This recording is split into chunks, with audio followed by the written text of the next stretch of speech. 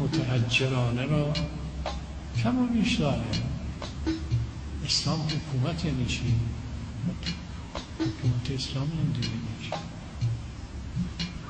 اون چیزی که ایشون ثابت کرد که از بزرگترین واجبات است و حفظ اون از نماز واجبتر است. کسانی همین بزرگترات اصلا حکومت اسلامی چیست؟ اسلام چیزی نام حکومت کتاب جواهر رو برداریم کجاش نوشته کتاب رو بکنم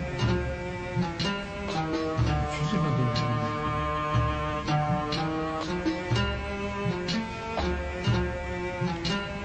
و کسان دیگری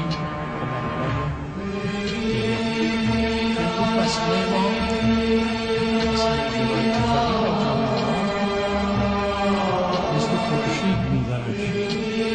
دنیا حکومت ما رو به قدرت ولایت‌فقیه می‌فرستد. وقتی مثلا میگم حکومت اسلام چی میشه؟ مجددی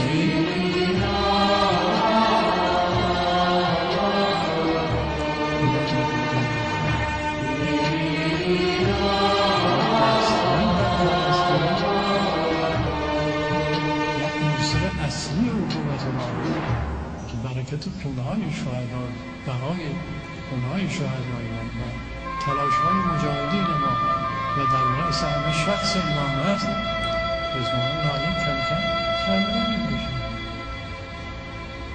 یا اتفاقی چیزی تو قانون اساسی آمده حالا تو قانون نمی‌فهمه. در اساس همینه یعنی تو قانون اساسی آمده ما اتفاقی نداشتیم.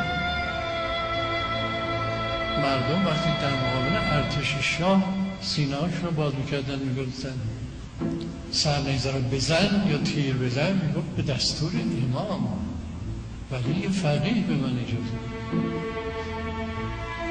قبل از اینکه اون نظام ثابت بشه ولایت فقیه بود.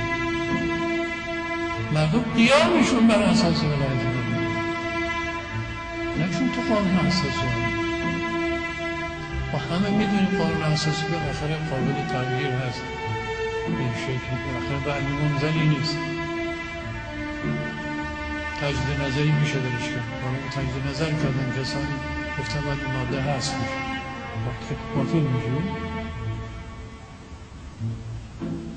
فرق این تفکر رو ببینید که کسانی دارن دنبال میکنن با اون تفکری که امام به ما القا کرد. صریحاً آمده تو صحیفه امام صادقی رو به ملاحظه بفرمایید.